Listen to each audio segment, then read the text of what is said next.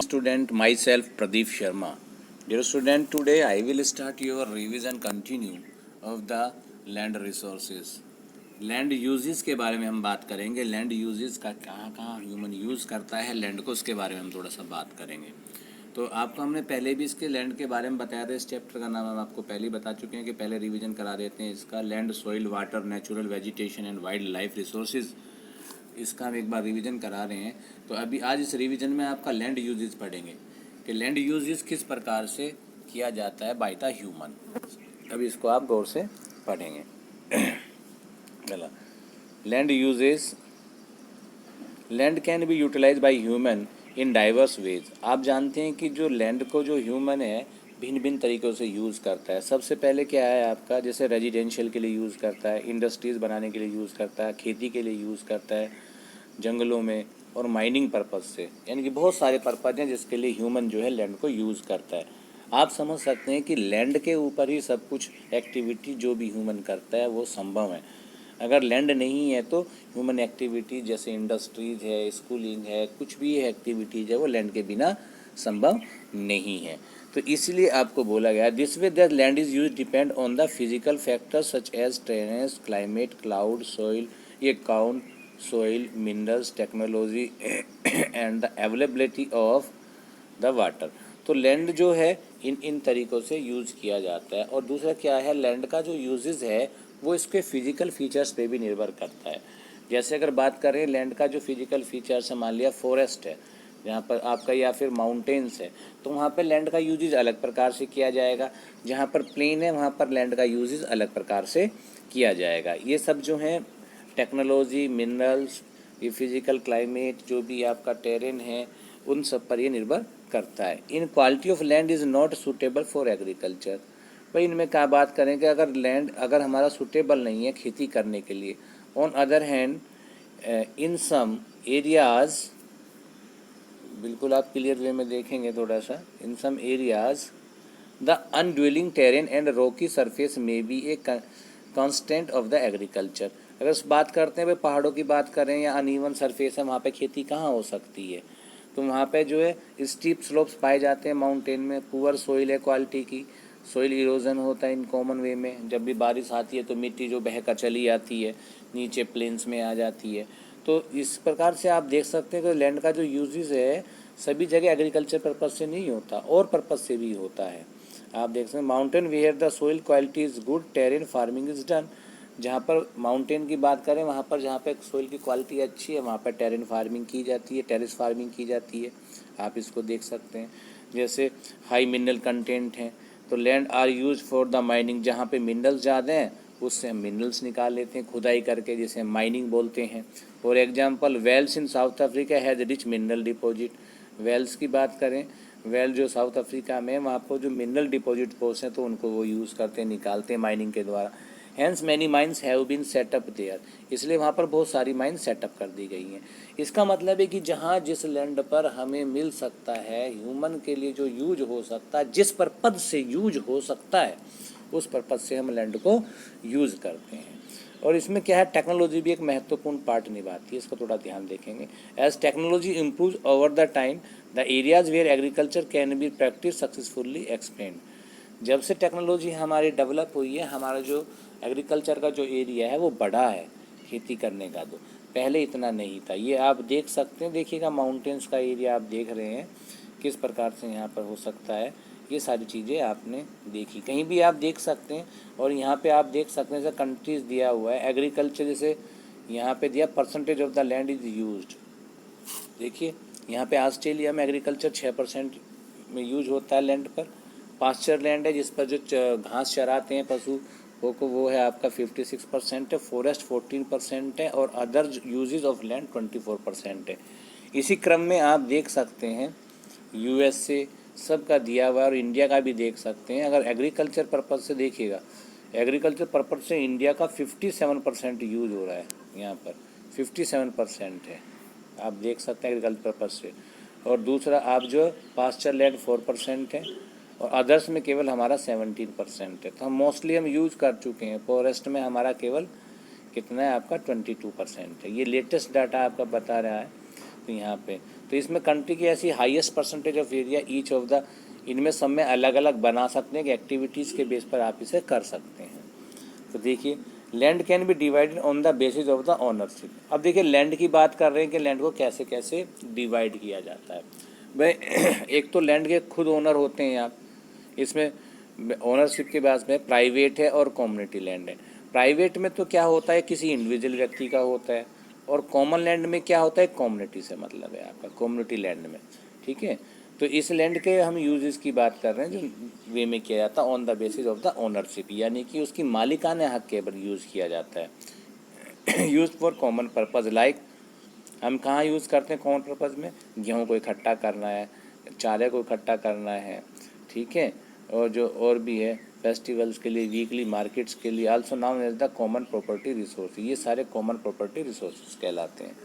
Due to high demand but the availability of people, commercial setup resistance expand. अभी हमने बात कहा कि हाई डिमांड के बाद कॉमर्शियल सेटअप भी किया जाता है, पॉपुलेशन बढ़ रहा है डे बाई डे, तो उसके लिए गवर्नमेंट भी सिटीज़ में जो जोगड़ झुग्गियाँ हैं उनको जो है वैकेंट करना चाहती है, तो उसके लिए बहुत सारी एक्सपेंड जो आपका जो नगर योजनाएं हैं या आपका ग्रामीण योजनाएं हैं उन पर जोर दिया जा रहा है। वो सब कहाँ हो रही है, लैंड पे ही हो रही है। इसमें एग्जांपल भी दिया हुआ आपका Dharavi in Mumbai in famously known as the largest slum in Asia. अगर बात करें पूरे एशिया की तो सबसे ज़्यादा जोगड़ झुग्गी कहाँ मिलेगी, मुंबई में एक धारावी जगह है, वहाँ पर आपको सबसे ज़्यादा मिलेगी। ये सारी चीज़ें आपको बताया गया। देखिए नेचुरल फॉरेस्ट में आपका देखो नेचुरल फॉरेस्ट है आपका विदाउट ह्यूमन किसी एक्टिविटीज़ की कर रहा है। डिफॉरेस्टेशन किया हुआ है, देखिएगा लोगों ने अपने जो है लैंड को साफ़ किया, क्योंकि लैंड का जो एरिया हमारे पास में कम है, तो वहाँ पर क्या जितनी भी फॉरेस्ट हम काट काट कर वहाँ पे अपनी सड़कें बना रहे हैं, रेजिडेंशियल जो रेजिडेंस बना है, पूरी कॉलोनीज़ बना रहे हैं। तो ये सब कुछ इसमें आपको दिखाया गया। अब जो है कंजर्वेशन ऑफ लैंड, लैंड को सुरक्षित कैसे किया जाए, लैंड को सुरक्षित करना है तो उसमें कैसे करेंगे आप लैंड को। In an depth study reveal that the men's demand keep growing whereas the land resources limited. देखिए आपने जब स्टडी किया हुआ कि व्यक्तियों की जो डिमांड है वो तो बढ़ती जा रही है, लेकिन लैंड का रिसोर्स स्टिल आर लिमिटेड। पर लैंड को इलास्टिक तो है नहीं, रबड़ तो है नहीं कि आप उसे खींचते रहें और बढ़ती चली जाएगी, तो ऐसा नहीं है। तो हमारी जो डिमांड है वो बढ़ती जा रही है। Humans use is disturbing the natural ecosystem, जिससे क्या ह्यूमन जो है डिस्टर्ब कर रहा है जो नेचुरल इकोसिस्टम है। इकोसिस्टम का मतलब ऐसा सिस्टम जिसमें जो भी जीव है एक एरिया में, एक निश्चित एरिया में जो जीव हैं वो एक दूसरे पर निर्भर करते हैं, एक दूसरे को अफेक्ट करते हैं। तो इसी प्रकार से ह्यूमन की जो एक्टिविटीज़ है, डिमांड है, उसके अनुसार जो नेचुरल इकोसिस्टम है वो भी डिस्टर्ब हो रहा है। दिस डाउन दैट, इससे क्या है लोग जो अपने घर बनाने के लिए क्या है कटिंग द फॉरेस्ट ट्रीज को कर रहे हैं, destroying the forest trees and acquire a obtain land to known as the deforestation कर रहे हैं।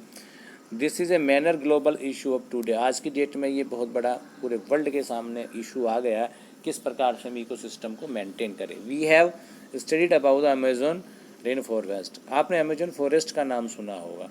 During the fast 40 years close to 20% of the Amazon rain forest, आप देख सकते हैं 20% जो अमेजोन फॉरेस्ट जो है has been cut down, cut कर दिया गया है, जबकि बहुत इंपॉर्टेंट था, वो इकोसिस्टम का एक बहुत अच्छा पार्ट था।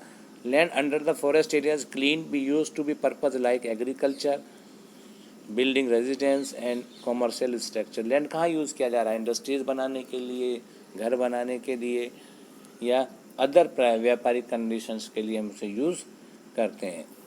The practice of the deforestation has already started showing harmful effect. In many places, cutting down of trees has encouraged soil erosion and even desert forest. बिल्कुल सही बात है। कई जगह जहाँ हमने फॉरेस्ट को कट कर कर अपने लैंड के लिए यूज़ किया तो वहाँ पे कई प्रॉब्लम्स आई हैं।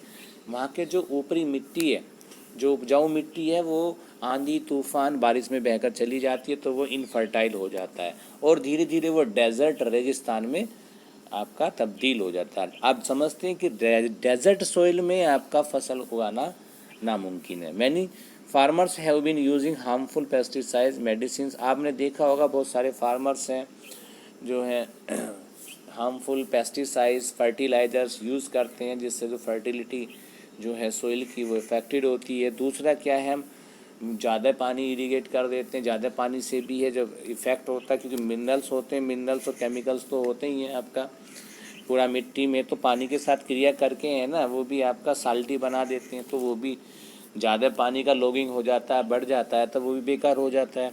ओवर ग्रेजिंग है, यानी कि एक ही उस पर बार बार पशु को चरा रहे हैं, तो उनके खुर जो हैं उनके पैरों से भी नुकसान हो जाता है।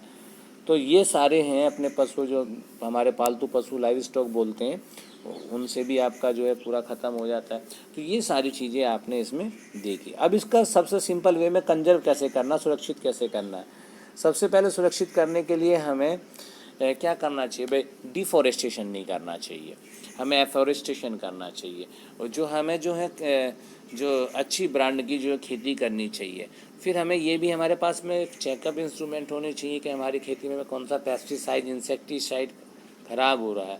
तो ये सारी चीज़ें हमें बात करनी चाहिए, उसके बाद ही हम जो हैं इकोसिस्टम को बचा सकते हैं। इसमें सबसे पहले एज ए रिसोर्सेज की बात कर रहे थे, तो आपका सोइल आता है। अब क्या आता है, सोइल। पहले लैंड आया था, अब सोइल आया था। अच्छा, लैंड और सोइल में डिफरेंस क्या है? लैंड क्या है आपका बता दिया। लैंड में सभी आता है आपका, चाहे वो आपका एग्रीकल्चर एरिया हो, चाहे आपका उसमें फॉरेस्ट एरिया हो, चाहे आपका अदर एरिया हो, चाहे आपका डेजर्ट हो, तो सभी लैंड में आता है जो भी लैंड है। लेकिन सोइल में क्या आता है स्पेशली, इसकी अगर आप बात करें तो इसमें क्या, often associated with the date on the surface of the earth. However, the truth is that soil is very important resource. The grainy substance covers the top of the earth is called the soil. ठीक है। Different places have their own unique properties, color, texture, moisture and depth and layer. तो soil specially क्या होता है, crust का upper layer होता है। इसमें आपको बता देते हैं, इस पर ज्योग्राफिकल टर्म, क्रस्ट का अपर लेयर होता है जो बहुत ज़्यादा फर्टाइल होता है। ठीक है। और इसकी प्रॉपर्टीज़ कैसे हम आइडेंटिफाई करते हैं, उसके कलर के हिसाब से, उसके टेक्सचर जो फिजिकल अपीयरेंस है उसके हिसाब से, उस मिट्टी में कितना मॉइस्चर है और कितना डेप्थ तक है, और उसकी लेयर्स के बेस पर हम सोइल को आइडेंटिफाई करते हैं। तो ये आपका पढ़ेंगे आगे। Soil is made up of the 3 main component. Soil के 3 मेन कंपोनेंट्स होते हैं। ठीक है।